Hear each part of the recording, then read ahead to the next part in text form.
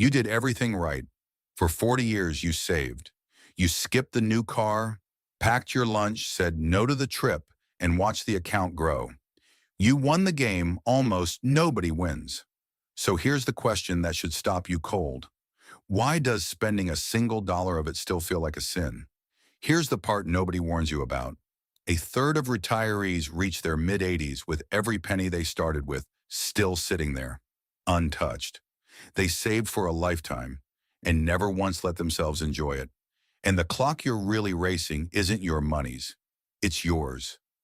Your healthiest, most adventurous years are slipping by right now, while you guard a number you will almost certainly never spend. This isn't about being reckless.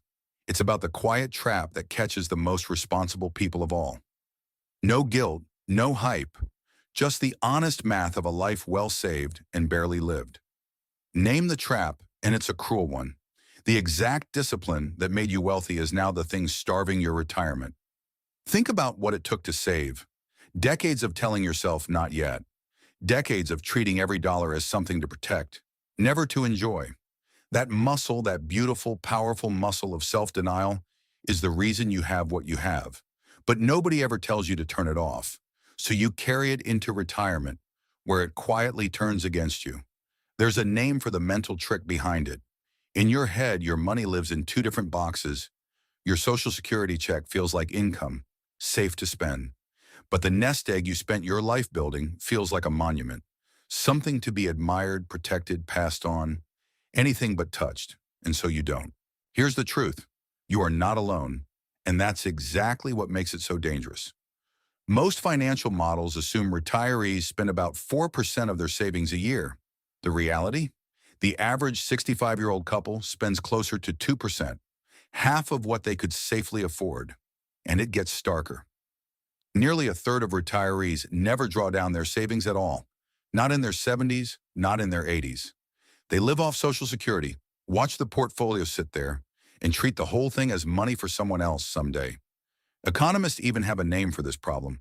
They call it the decumulation puzzle, the strange difficulty of unsaving. A lifetime spent learning to save so well that you become completely unable to do the one thing all that saving was for. Here's where most people make their fatal assumption. They tell themselves, I'll spend it later. I'll travel when I'm older, when I have more time. And the data says that is almost never how it goes. There's a well-documented pattern researchers call the retirement spending smile. Track real spending through retirement, and it doesn't climb. It falls. A household spending $100,000 a year in their 60s is, on average, spending around 26% less by their mid-80s. Not because they plan to, because they simply slow down. Financial planners describe it in 3 stages: the go-go years, the slow-go years, and the no-go years. In your 60s, you're in the go-go years. You can still hike, still fly, still get on the floor with a grandchild. Then slowly the world gets smaller. The trips get shorter. The bucket list quietly becomes a someday list. So when you say later, understand what later actually looks like. Later you won't spend more. You'll spend less whether you meant to or not. So what is it really costing you to wait? Here's the heartbreak hiding inside the math. Your money and your health do not run out at the same time. Your savings might last until you're 100. Your knees won't. The version of you that can carry a suitcase through an airport, chase a 5-year-old across a yard, say yes to a last-minute road trip with old friends. That version has an expiration date, and it's a lot earlier than the money's. Every trip you postpone, every visit you decide is too expensive, every experience you push to someday is being quietly charged to an account that doesn't refill. Not your bank account, your time. The cruelest receipts in retirement aren't the ones you paid. They're the ones for the things you were too afraid to buy. If your stomach just tightened, good. Because there's a real fear underneath all of this. And it deserves a real answer, not a pep talk. What if I spend more and I run out? Let's do this honestly. For most people who saved well, the math is far kinder than the fear. That 4% rule exists for a reason. Pull around 4% of your savings a year, adjust for inflation, and history says it lasts about 30 years. You have probably been spending half of that, and underneath your portfolio sits a floor that never disappears, your Social Security check, landing every single month for as long as you live, no matter what the market does. I'm not telling you to be careless.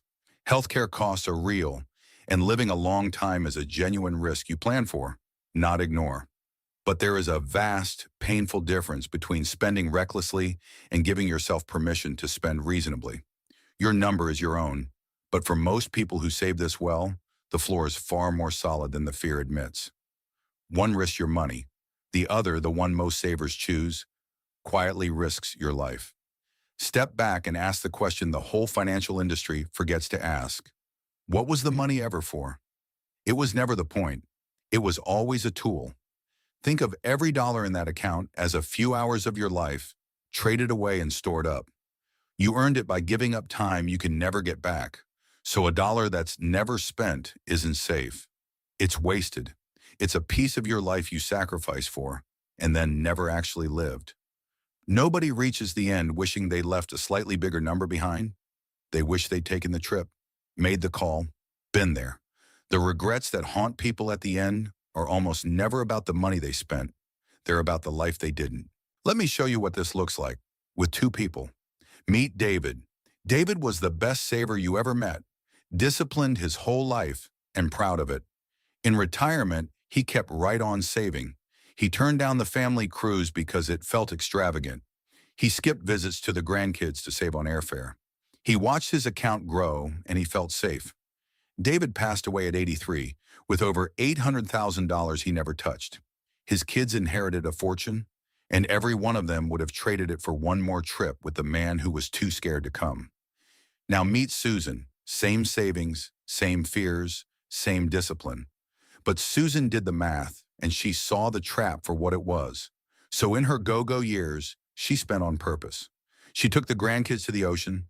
She flew to the reunions. She used her 4%, leaned on her Social Security floor, and she never came close to running out. Susan isn't remembered for the size of her estate. She's remembered for being there. Same money, same fear. One left behind a fortune and a list of regrets.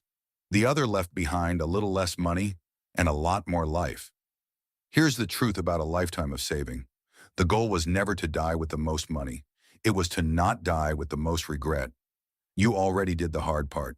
You saved, you sacrificed, you built the thing. The only mistake left is to guard it so carefully that you forget to use it.